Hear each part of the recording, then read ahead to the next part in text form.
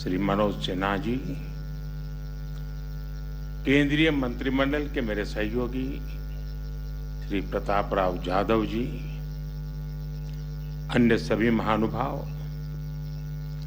और जम्मू कश्मीर के कोने कोने से जुड़े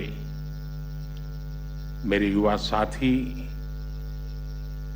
अन्य सभी भाई और बहन। साथियों, आज सुबह जब मैं दिल्ली से श्रीनगर के लिए आने की तैयारी कर रहा था तो ऐसे ही मेरा मन बहुत उत्साह से भरा हुआ था और मैं सोचता था कि आज इतना उत्साह उमंग मेरे मन में क्यों उमड़ रहा है। तो मुझे 2 वजह की तरफ मेरा ध्यान गया। वैसे एक तीसरी वजह भी है, क्योंकि मैंने लंबे अरसे तक यहाँ रह करके काम किया है, तो मैं बहुत पुराने लोगों से परिचित हूँ। अलग अलग इलाकों से बहुत गहरा नाता रहा है, तो वो तो यादें ताजे होना बहुत स्वाभाविक है। लेकिन 2 वजह की तरफ मेरा ध्यान बहुत स्वाभाविक गया। आज के इस कार्यक्रम में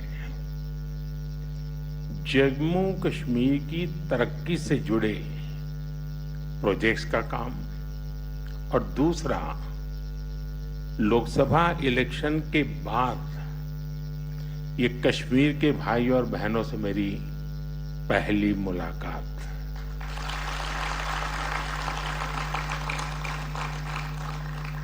साथियों, मैं अभी पिछले सप्ताह इटली में G7 की बैठक में शामिल होकर के आया हूं और जैसा मनोज जी ने बताया, 3 बार किसी सरकार का लगातार बनना इस कंटिन्यूटी का बहुत बड़ा वैश्विक प्रभाव होता है। इससे हमारे देश की तरफ देखने का नजरिया बदलता है। दुनिया के दूसरे देश भारत के साथ अपने रिश्तों को प्राथमिकता देकर मजबूत करते हैं। आज हम बहुत भाग्यशाली हैं कि आज भारत के नागरिकों का जो मिजाज है, ये हमारा देश, हम कह सकते हैं कि हमारी सोसाइटी, ये एस्पिरेशनल ऑल टाइम हाई है और ऑल टाइम हाई एस्पिरेशंस ये अपने आप में देश की सबसे बड़ी शक्ति होती है जो आज भारत को नसीब हुई है। जब एस्पिरेशन हाई होती है तो लोगों की सरकार से एक्सपेक्टेशन, अपेक्षाएं भी बहुत ज्यादा बढ़ जाती है। इन कसौटियों पर परखने के बाद तीसरी बार लोगों ने हमारी सरकार को चुना है। एक एस्पिरेशनल सोसाइटी किसी को दोबारा मौका नहीं देती। उसका एक ही पैरामीटर होता है, परफॉर्मेंस। आपने अपने सेवा काल के दरमियान क्या परफॉर्म किया है, और वो तो उसको नजर के सामने दिखता है। वो सोशल मीडिया से नहीं चलता है, वो भाषण से नहीं होता है। और ये जो देश ने अनुभव किया, उस परफॉर्मेंस को देखा, उसी का नतीजा है कि आज एक सरकार को तीसरी बार आप सबकी सेवा करने का अवसर मिला है। जनता को सिर्फ हम पर विश्वास, और ये विश्वास कि उनकी एस्पिरेशंस को हमारी सरकार ही पूरा कर सकती है। जनता को हमारी नीयत पर, हमारी सरकार की नीतियों पर भरोसा है, उसको ये थप्पा लगा है। और ये जो एस्पिरेशनल सोसाइटी है, वो निरंतर अच्छा परफॉर्मेंस चाहती है, वो तेज गति से रिजल्ट चाहती है। उसे अब लेट लतीफी स्वीकार नहीं है। होती है, चलता है, हो जाएगा, देखेंगे, ऐसा करो फिर मिलेंगे, वो जमाना चला गया। लोग कहते बताओ भाई आज शाम को क्या होगा। ये मिजाज है आज। जनता की उम्मीदों पर चलते हमारी सरकार परफॉर्म करके दिखाती है, रिजल्ट ला करके दिखाती है। इसी परफॉर्मेंस के आधार पर 60 साल के बाद, 6 दशक के बाद तीसरी बार किसी सरकार को हमारे देश ने चुना है।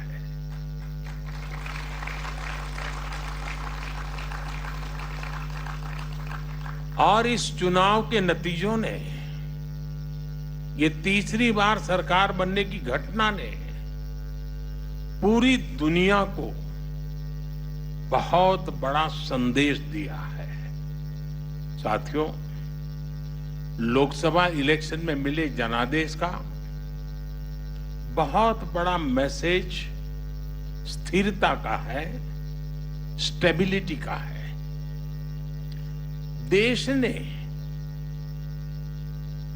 आज से 20 साल पहले, यानी एक प्रकार से पिछली शताब्दी थी, वो 21वीं शताब्दी, वो 20वीं शताब्दी थी। पिछली सदी के आखिरी दशक में अस्थिर सरकारों का लंबा दौर देखा है। आप में से बहुत नौजवान हैं जिनका उस समय जन्म भी नहीं हुआ था। आप हैरान हो जाएंगे, इतना बड़ा देश और 10 साल में 5 बार इलेक्शन हुए थे। यानी देश चुनाव ही करता रहता था और कोई काम ही नहीं था। और इससे उस अस्थिरता के कारण, अनिश्चितता के कारण भारत को जब टेक ऑफ करने का वक्त था, हम ग्राउंडेड हो गए, हमें बहुत नुकसान हुआ देश को। उस दौर को पीछे छोड़कर अब भारत स्थिर सरकार के नए दौर में प्रवेश कर चुका है। इससे हमारा लोकतंत्र और मजबूत हुआ है और लोकतंत्र की मजबूती में जम्मू कश्मीर की आवाम की, आप लोगों की बहुत बड़ी भूमिका रही है। अटल जी ने जो इंसानियत, जमहूरियत और कश्मीरियत का विजन दिया था, उसे आज हम हकीकत में बदलते देख रहे हैं।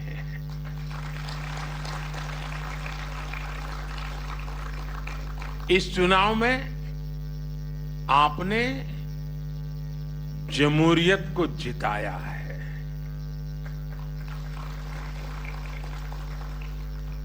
आपने पिछले 35-40 साल का रिकॉर्ड तोड़ा है।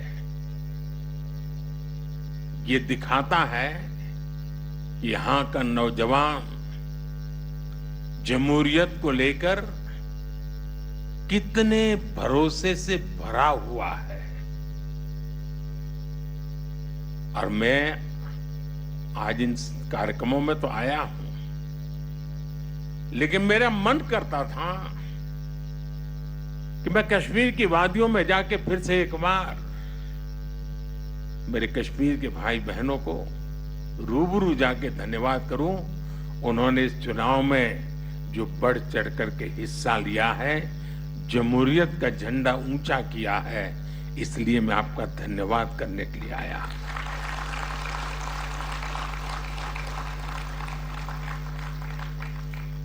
ये भारत की डेमोक्रेसी और संविधान के बनाए रास्तों पर चलकर नई इबारत लिखने की शुरुआत है।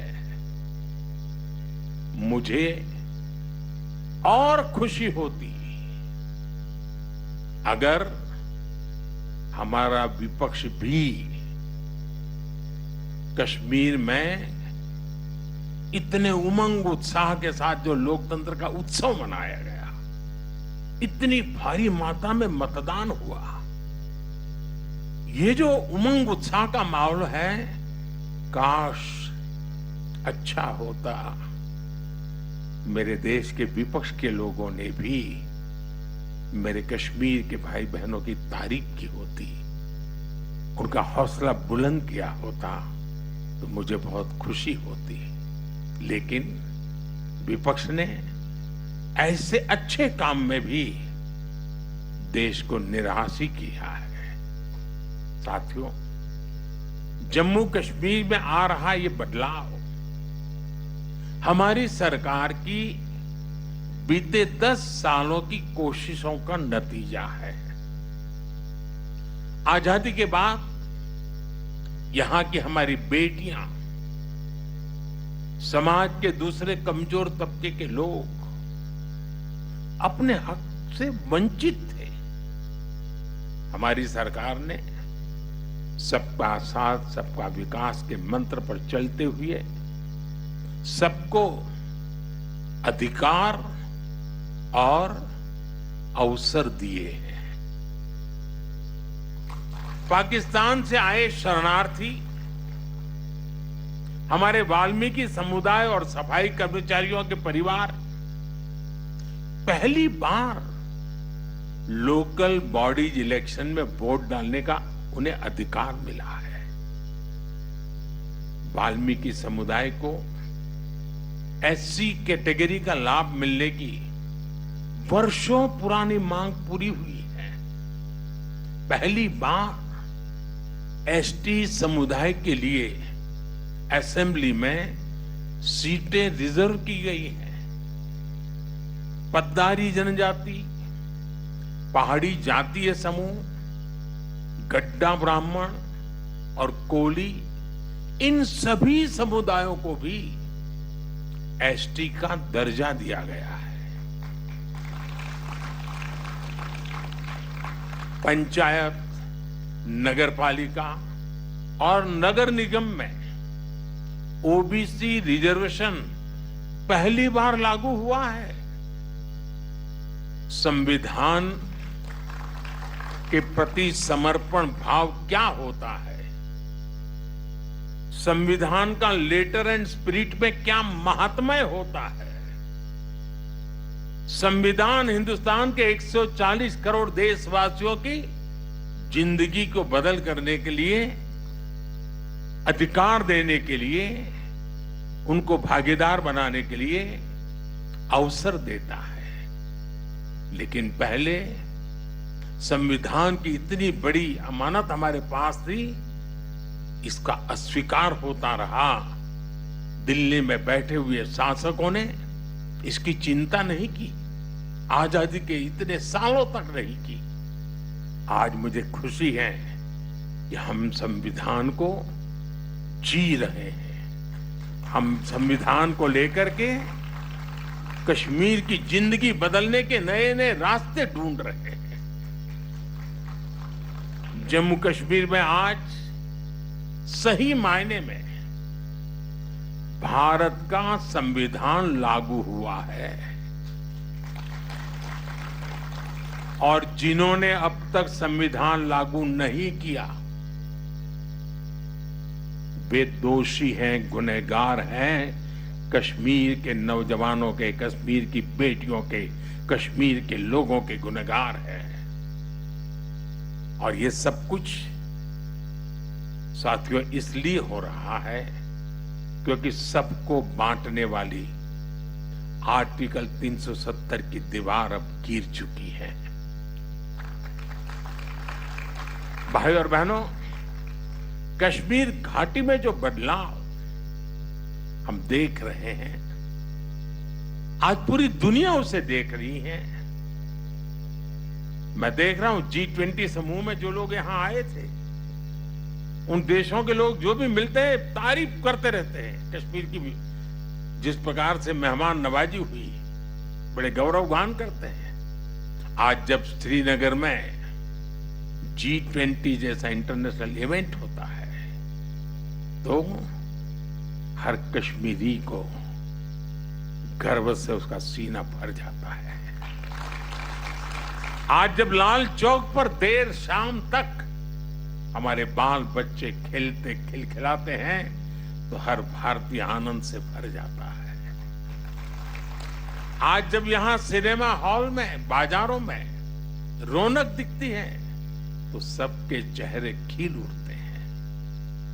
मुझे कुछ दिन पहले की वो तस्वीर याद है जब डल झील के किनारे स्पोर्ट्स कारों का जबरदस्त शो हुआ। वो शो पूरी दुनिया ने देखा।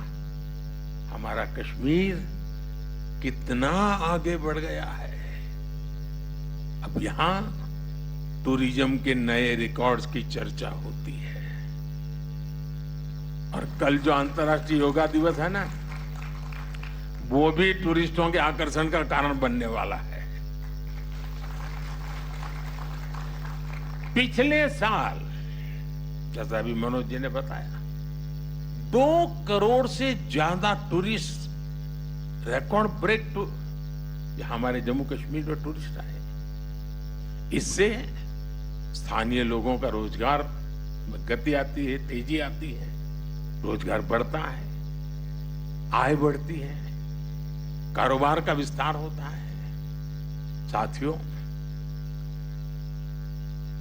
मैं दिन रात यही करता रहता हूं, मेरे देश के लिए कुछ न कुछ करूं, मेरे देशवासियों के लिए कुछ न कुछ करूं। और मैं जो भी कर रहा हूं नेक नियत के साथ कर रहा हूं। मैं बहुत ईमानदारी से, समर्पण भाव से जुटा हूं ताकि कश्मीर की पिछली पीढ़ियों ने जो भुगता उससे बाहर निकालने का रास्ता बनाया जा सके। दूरियां चाहे दिल की रही हो या फिर दिल्ली की, हर दूरी को मिटाने के लिए हम हर कोशिश कर रहे हैं। कश्मीर में जमहूरियत का फायदा हर इलाके, हर परिवार को मिले, हर किसी की तरक्की हो, इसके लिए हम सब ने मिलकर के काम करना है। केंद्र सरकार से पैसे पहले भी आते थे,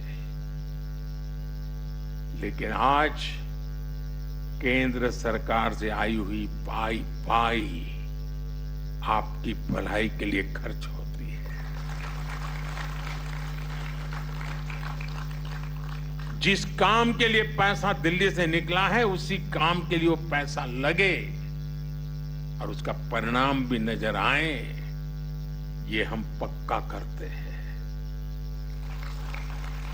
जम्मू कश्मीर के लोग लोकल लेवल पर अपने नुमाइंदे चुने, उनके जरिए आप समस्याओं के समाधान के रास्ते खोजें। इससे बेहतर और क्या होगा। इसलिए अब असेंबली इलेक्शन की तैयारी भी शुरू हो चुकी है।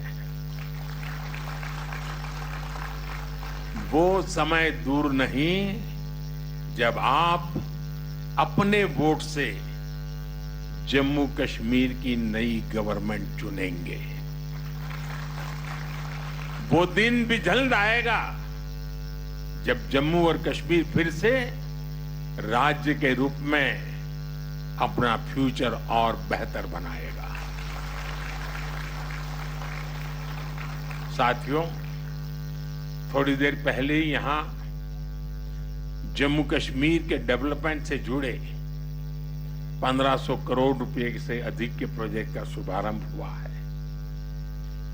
खेती और इससे जुड़े सेक्टर के लिए भी 1800 करोड़ रुपए के प्रोजेक्ट शुरू हुए हैं।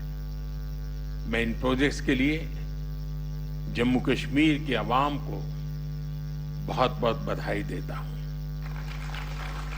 मैं यहां राज्य प्रशासन को भी बधाई दूंगा कि वो सरकारी नौकरियों में भी तेजी से भर्तियां कर रहे हैं। बीते 5 सालों में करीब 40,000 सरकारी भर्तियां की गई है। अभी करीब 2,000 नौजवानों को तो इस कार्यक्रम में ही एम्प्लॉयमेंट लेटर मिला है।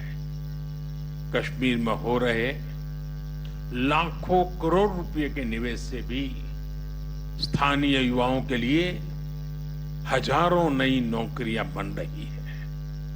भाई और बहनों, रोड और रेल कनेक्टिविटी हो, एजुकेशन और हेल्थ से जुड़ा इंफ्रास्ट्रक्चर हो, या फिर बिजली पानी, हर मोर्चे पर जम्मू कश्मीर में बड़े पैमाने पर काम हो रहा है। पीएम ग्रामीण सड़क योजना के तहत यहां हजारों किलोमीटर नई सड़कें बनी हैं। जम्मू कश्मीर में नए नए नेशनल हाईवे बन रहे हैं, एक्सप्रेस वे बन रहे हैं, कश्मीर घाटी रेल कनेक्टिविटी से भी जुड़ रही है। चिनाब नदी पर बने दुनिया के सबसे ऊंचे रेलवे ब्रिज की तस्वीरें देखकर तो हर भारतवासी गर्व से भर उठता है।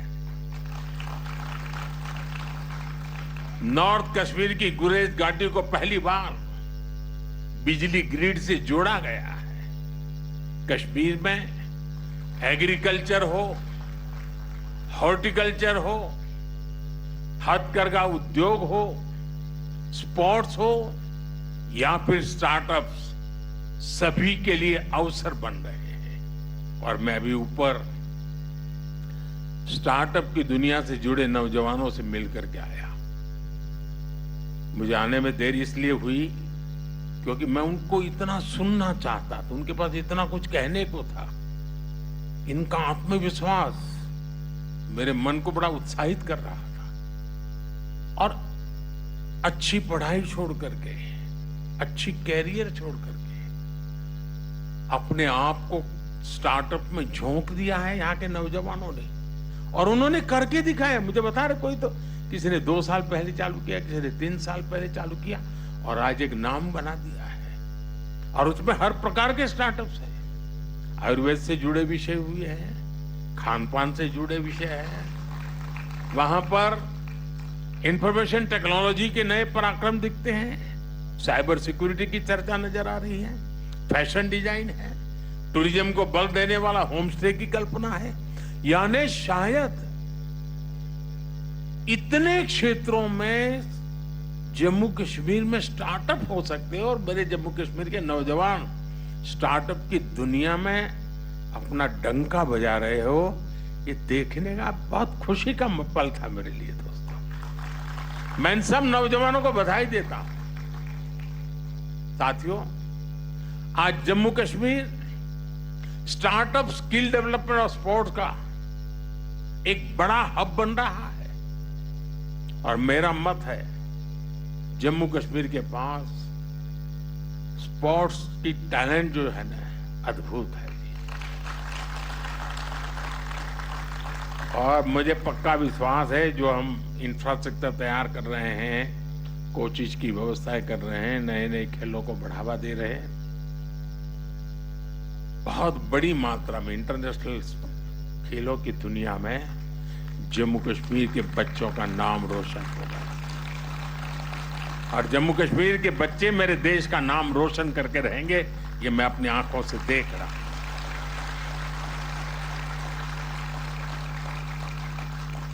साथियों, यहां खेती से जुड़े सेक्टर में मुझे बताया गया करीब 70 स्टार्टअप्स बने हैं। यानी एग्रीकल्चर सेक्टर का ही रिवॉल्यूशन मैं देखता हूं। और ये नई जनरेशन का एग्रीकल्चर को मॉडर्नाइज करने का जो व्यू है, ग्लोबल मार्केट की तरफ नजर करने का उनका दृष्टिकोण है, ये वाकई बड़ा प्रेरणा देने वाला है। बीते कुछ सालों में ही यहाँ 50 से ज्यादा डिग्री कॉलेज बने हैं। यह आंकड़ा छोटा नहीं है जी। अगर पिछले आजादी के बाद के 50-60 साल देखे और ये 10 साल देखे तो आपको आसमान जमीन का अंतर नजर आएगा। पॉलिटेक्निक में सीटें बढ़ने से यहाँ के नौजवानों को नई स्किल सीखने का मौका मिला है।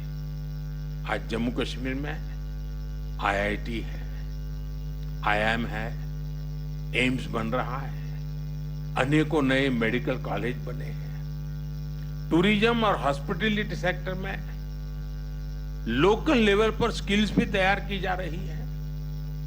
टूरिस्ट गाइड्स के लिए ऑनलाइन कोर्स हो, स्कूल कॉलेज यूनिवर्सिटी में युवा टूरिज्म क्लब की स्थापना हो, ये सब काम आज कश्मीर में बहुत बड़ी मात्रा में हो रहे हैं। साथियों, जम्मू कश्मीर में हो रहे विकास कार्यों का बहुत ज्यादा लाभ कश्मीर की बेटियों को मिल रहा है। सरकार सेल्फ हेल्प ग्रुप से जुड़ी बहनों को टूरिज्म, आईटी और दूसरी स्किल्स ट्रेनिंग देने का अभियान चला रही है। 2 दिन पहले ही देश में कृषि सखी कार्यक्रम की शुरुआत की गई है।